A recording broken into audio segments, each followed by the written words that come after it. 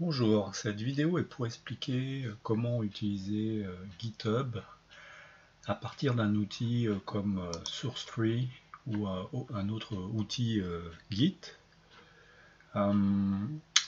Donc on peut soit utiliser des outils de développement comme PyCharm si on travaille en Python et faire des opérations dans Git, donc dans GitHub, ou soit on peut utiliser des outils indépendants d'un outil de développement comme SourceTree, qui est pas mal.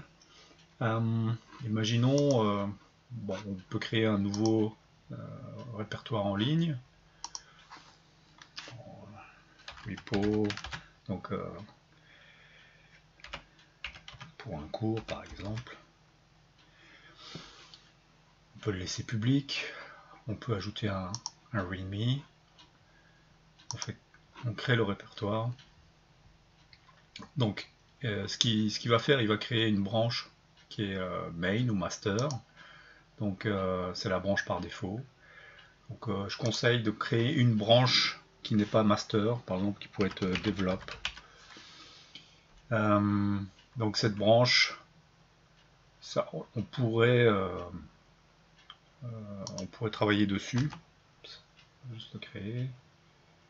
Create, voilà. Ok, donc il a créé, il y a la branche main, la principale, et la branche develop, qui n'a pas grand chose, juste un fichier readme pour l'instant. On peut utiliser SourceTree pour récupérer du code ou se connecter sur ce répertoire en ligne. Donc quand on veut récupérer ou se connecter, on va faire un clone. Pour faire un clone, on utilise ce lien.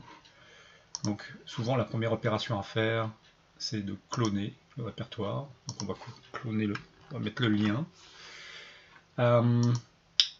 On va définir un répertoire ici, donc local. On va peut-être mettre le nom du repo. On fait ça comme ça. Donc ce qui est parfait, ça va être local. Je clone.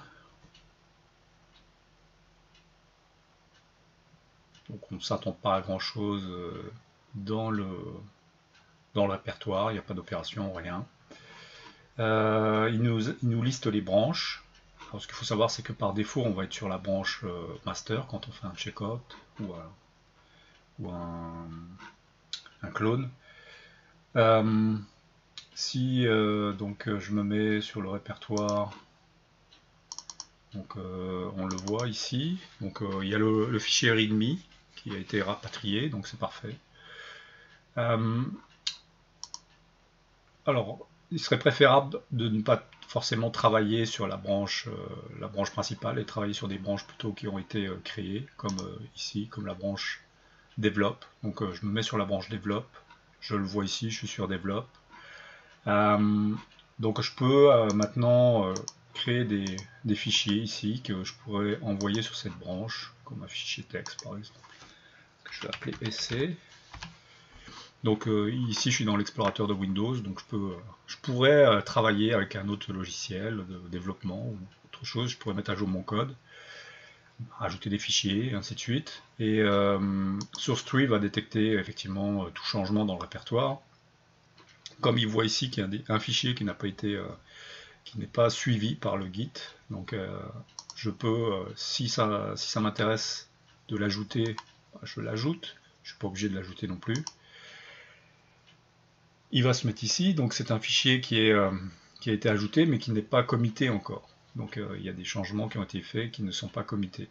Donc ce que je dois faire, si je veux envoyer ça comme une mise à jour, alors je dois faire un commit en new file. Je commit ce fichier, je pourrais en committer d'autres. Donc ça va committer un changement en local, donc sur mon répertoire local, donc l'équivalent de ce que j'ai en ligne, mais localement. Pour l'instant, il n'est pas sur le répertoire en ligne. Si je consulte le repo, il n'y a rien. Sur la branche develop, il n'y a rien. Il n'y a pas le fichier que je viens de créer. C'est normal, il n'a pas été envoyé, putché. Donc il faut que je fasse l'opération push. Il le marque ici, il y a un fichier qui est en attente. Donc je dois l'envoyer sur le répertoire en ligne. Donc il me le marque bien. Donc local branch, c'est sur ma machine, c'est develop. J'envoie ça sur la branche à distance develop. Je lui dis de faire push. Alors, c'est une opération qui peut nécessiter une identification.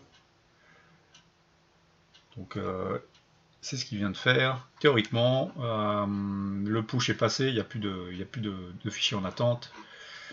Et tout s'est bien passé. Et je pourrais vérifier alors sur mon répertoire en ligne.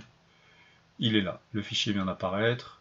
Puis il est donc ça a été c'est un fichier qui a été commité. Si je veux aller voir ce qui a été commité en même temps, bah, c'est juste un fichier. Donc un commit il y a 1 minute, parfait. Donc l'opération a fonctionné.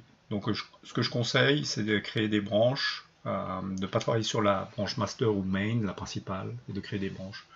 Et d'utiliser soit un outil comme je l'ai dit, dans un outil de développement comme PyCharm qui intègre déjà les opérations de Git, ou alors si vous êtes plus à l'aise, utiliser un outil externe. Ça vous permet en fait de synchroniser même des fichiers qui ne sont pas des fichiers de développement, ou un projet qui n'est pas un projet de développement, de le synchroniser sur Git. Donc voilà, donc ça explique quelques opérations de base. Donc voilà.